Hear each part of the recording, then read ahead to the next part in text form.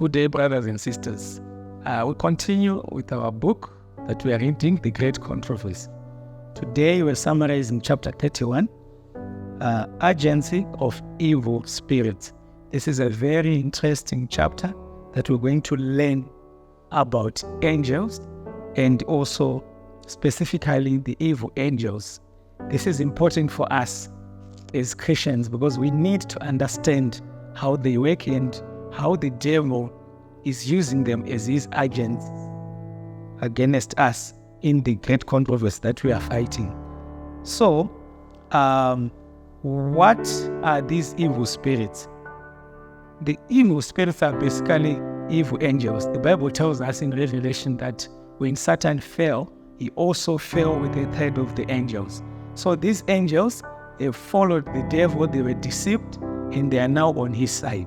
So we also see that the devil himself tries to deceive us by basically two aspects of lies. First thing, he tries to make us believe that he doesn't exist. He also tries to make us believe that evil angels do not exist. We see even in this world today, there are a lot of people who have now followed this deception. They now believe that they are so knowledgeable and they are so advanced that they don't believe that the devil even exists.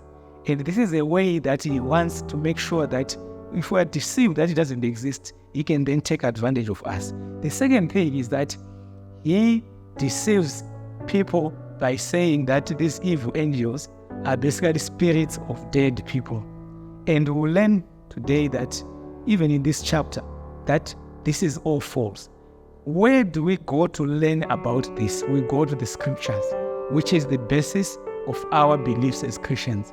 So we learn from the Bible that angels, they were created by God and they were created before men. So before men, they were there.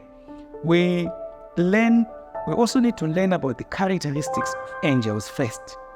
All angels, so that we understand what their characteristics are. The first one is that they are very powerful. We learn that at some point the king of Assyria had besieged Israel and he blasphemed God. And only a single angel was sent and it was able to destroy more than 100,000 soldiers of the Assyrians. We also learn that the angels are very swift or they are fast when they are sent on missions by God. So from this we remember the narration of the resurrection of Jesus Christ. When the angel was sent, he came swiftly down, and the soldiers, when they saw him, they were frozen to death and they were so scared. So from this, we also learn that there are many angels that are there. If we read in the book of Daniel, it talks about 10,000 times 10,000, which means hundreds, in the order of hundreds of millions. So when we then connect this to the verse that we talked about, that is in Revelation, that the devil fell with a third of the heavenly stars, we will realize that there are many angels that are now here on earth that are on the devil's side. These are the evil angels, and they manifest in form of demons, and their works, we are very clear about them. We know a lot about this when Jesus was here himself.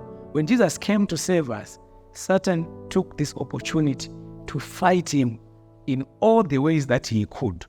If we look in the Gospels, we learn a lot about Jesus interacting with these evil spirits. From the man who was possessed in Gadara, who had a legion of demons, we learn that they were actually talking to Christ while possessing the men that do not destroy us. And when they were sent and they went into the pigs, and the pigs were then destroyed by falling into the sea. So it is important for us as Christians to realize that these are the characteristics of these evil spirits. And one of the missions that they do, as far as working for the devil, the evil spirits, they are there to destroy. We read the story about when a boy was brought by his father to Jesus to say, may you help him, when the spirit gets hold of him, it casts him down sometimes in the fire to destroy him. So these evil spirits are there always to destroy us and to destroy the saints. The other thing is that we should also realize that sometimes they will come in a way that is seemingly good or gives us temporary benefit. We've heard stories of people that use charms to get riches, and these are all driven by the evil spirits that are actually that come. Even in the Bible, we hear of an act of a small young girl who was possessed by evil spirits, and she would actually have these supernatural powers of these evil spirits, because we talked about that they are powerful. This way, the people who used this girl would then use her to have the spirit of divination and other things, fortune telling, and also doing things that would make people pay the employers of the young girl. So we may even think that we are benefiting from associating with evil angels, but at the end of the day, we will lose eternal life, and the goal will be achieved by the devil of destroying men and destroying the object of love of Christ. So Christ now tells us that the scriptures tell us also the role of the angels that are on the side of God. They are sent on missions by God. In the Bible, we've got so many cases where we hear missions, angels being sent on missions to fight on behalf of the people.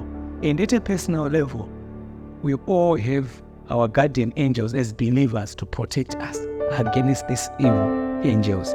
And we also learn that this is a very comforting experience, that we know that around us we are always encompassed by these angels, the good angels that the Lord sends us.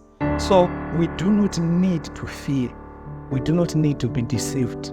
We do not need to fear these evil angels, because the one who gives us the good angels to protect us is well above the destroyer, the devil.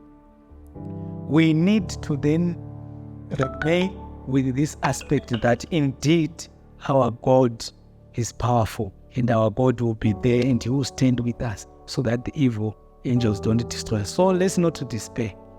May we just put our trust in God. So brothers and sisters, I encourage you, please continue reading this book, this great book, The Great Controversy. You will learn a lot, and it will strengthen your faith. Thank you very much.